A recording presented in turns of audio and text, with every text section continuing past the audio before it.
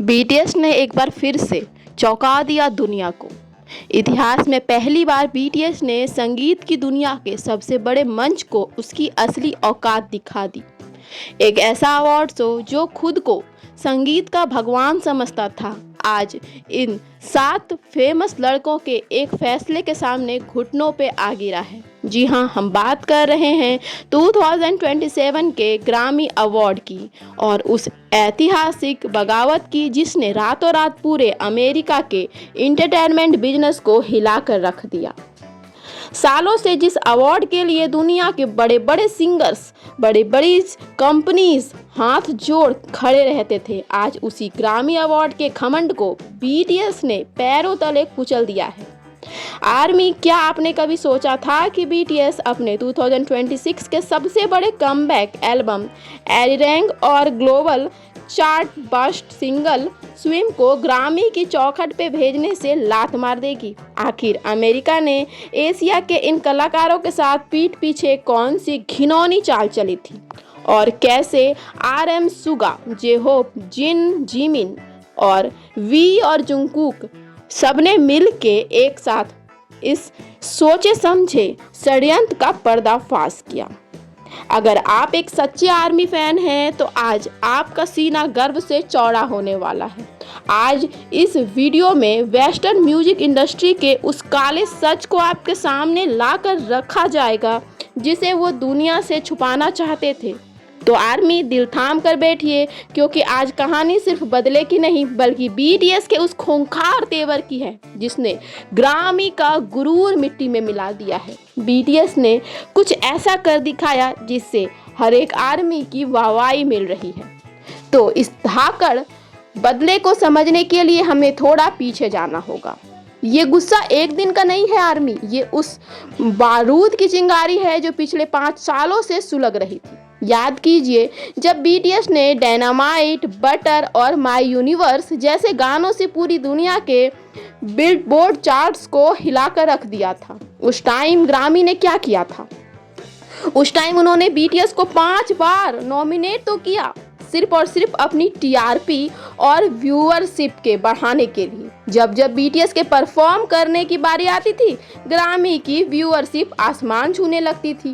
पूरी दुनिया के करोड़ों आर्मी फैंस रात रात भर जागकर सिर्फ उस उम्मीद में अवार्ड शो देखते थे कि इस बार उनके ये 7 फेमस लड़के को इंसाफ मिलेगा। लेकिन अंत में क्या होता था? ग्रामी अवार्ड बीटीएस को खाली हाथ लौटा देता था और अवार्ड उन अमेरिकी सिंगर्स को दे दिए जाते थे जिनके गानों के व्यूज बीटीएस के मुकाबले 10% भी नहीं थे। ये संगीत का सम्मान नहीं है बल्कि एशिया के सबसे बड़े कलाकारों यानी हमारे बीटीएस का सरेआम इस्तेमाल किया जा रहा था। बीटीएस चुप था, आर्मी भी चुप थी, लेकिन वो कहते हैं ना कि शेर तब तक ही खामोश रहता है जब तक वो अपने शिकार का सही वक्त तय नहीं कर लेता। और वो वक्त आया साल 2026 में, जब ये लोग मिलिट्री से वापस लौटने के बाद इन 7 शेरों ने वापस मंच संभाला। तो आखिर ऐसा क्या हुआ कि बीटीएस का सब्र का बांध टूट गया? दोस्तों, हाल ही में ग्रामी मैनेजमेंट ने पीछे के दरवाजे से एक नया नियम लागू किया।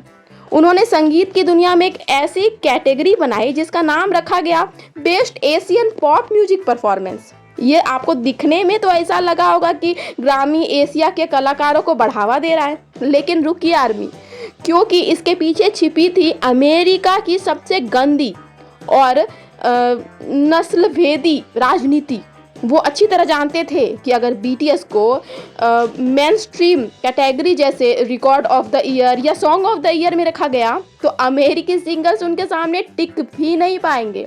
बीटीएस का एक नया एल्बम एरिरैंग और सिंगल स्विम पूरी दुनिया में म्यूजिक चार्ट्स को तबाह कर रहा था। इसलिए अमेरिका म्यूजिक माफियाओं ने चाल चल ली। उन्होंने बीटीएस और बाकी एशियन सिंगर को मुख्य रेस से बाहर करने के लिए इस नई एशियन कैटेगरी का पिंजरा बना दिया। उनका मकसद साफ था, एशियन कलाकारों को एक कोने में समेट दो और मुख्य अवार्ड पे अमेरिका का कब्जा बनाए रखो। वो सोच रहे थे कि बीटीएस इस नई कैटेगरी को देख के खुश हो जाएंगे और अवार्ड की भीख मांगने लगेंगे। उनके पास दौड़ेंगे, चले आएंगे। लेकिन उन्हें क्या पता था आर्मी कि उनका पाला इस बार हिस्ट्री के सबसे जिद्दी और खुददार कलाकारों से पड़ा है। जैसे ही ग्रामी ने इस नई कैटेगरी का जाल फेंका, बीटीएस के लीडर यानी किम नॉमजून ने वो किया जिसकी कल्पना भी अमेरिका मीडिया नहीं कर रहा था। बीटीएस और बिग हिट म्यूजिक ने एक सीधा और करारा ज्वाइंट स्टेटमेंट जारी किया।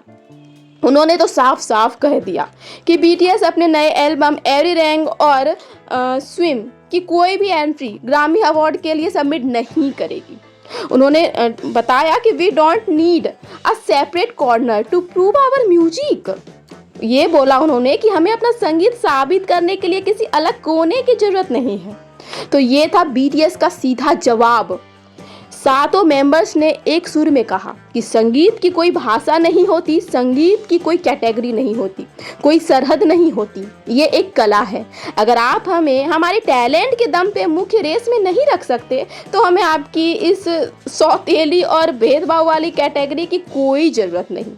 बीटीएस ने ग्रामी के मुंह पे तमाचा मारते हुए उनके अवार्ड शो को पूरी तरह से बाइकआउट कर दिया।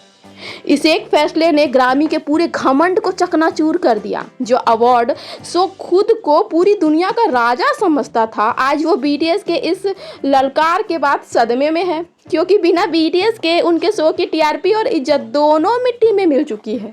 उनके शो की ज़्यादातर टीआरपी ना बीटीएस फैन यानी हम बीटीएस आर्मी से आती थी, और वो अलग ही दुनिया में थे कि भाई बीटीएस को ही साइड कर दो, हमारे सिंगर्स को अवार्ड मिलना चाहिए, इनको साइड में रखो। यानी कहते हैं ना कि मतलब वो खुद को देख रहे थे, ना कि हमारे बीटीएस को। वो कला को नहीं देख रहे थे, वो खुद की नस्ल को देख रहे थे। और बीटीएस सोचो, जब हम ऐसे हैं तो हमारे तो आइडल हैं बीटीएस, तो वो तो थोड़े जिद्दी होंगे ना हमारे तरह। तो दोस्तों, आर्मी आप समझ लीजिए कुल मिलाकर कि अगर कहा जाए तो बीटीएस का ये फैसला कोई जल्दबाजी में नहीं लिया गया, ये कोई अचानक से लिया गया कदम नहीं था, बल्कि वेस्टर्न म्यूजिक इंडस्ट्री के मुंह पे वो थप्पड़ है जिसकी गूंज सालों तक सुनाई देगी।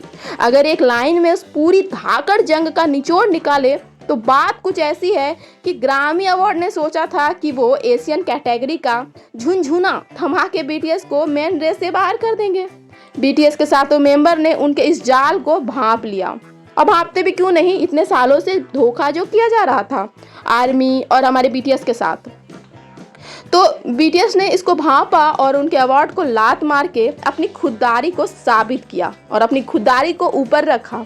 इंडस्ट्री के बड़े बड़े एक्सपर्ट्स अब ये मान चुके हैं कि इस जंग में जीत बीटीएस की हुई है, क्योंकि बीटीएस को ग्रामी की जरूरत नहीं है, बल्कि ग्रामी को अपनी डूबती नैया बचाने के लिए बीटीएस की जरूरत थी।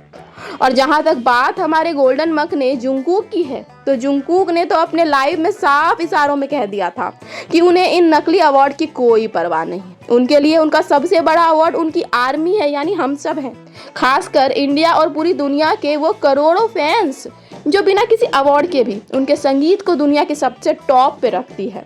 जुंगकुक का ये बेबाक अंदाज ही है और जिसने ये साबित कर दिया कि बीटीएस किसी के सामने झुकने के लिए नहीं, बल्कि राज करने के लिए बना है। दोस्तों, ये स्टोरी सिर्फ एक अवार्ड शो की बाइकआउट की नहीं थी, ये स्टोरी है उस बदलाव की जो ये 7 लड़के संगीत की दुनिया में लेकर आए हैं। मिट्टी के घरों से उठ के, बिना किसी गॉडफादर के, साउथ कोरिया जैसे इंडस्ट्री की गलियों से निकलकर इन लड़कों ने अमेरिका के सबसे बड़े घमंड को तोड़ा है। उन्होंने साबित कर दिया है कि अगर आपके पास सच्चा टैलेंट और आर्मी जैसी वफादार सेना हो तो दुनिया का कोई भी बड़ा मंच आपको दबा नहीं सकता।